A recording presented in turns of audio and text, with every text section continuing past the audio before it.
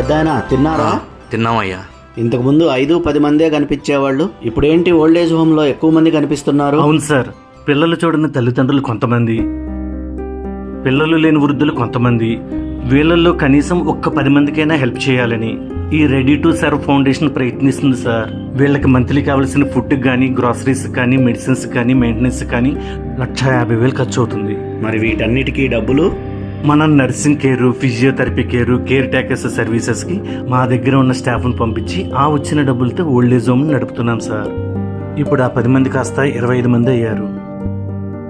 ఇంతవరకు ఎవరిని డొనేషన్ అడిగింది లేదు. ఇకపై అడగకపోతే ఓల్డేజ్ హోమ్ నడిచే పరిస్థితి లేదు.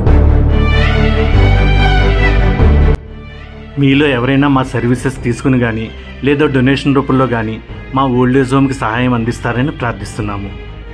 మీ సహాయం మాకు చాలా అవసరం.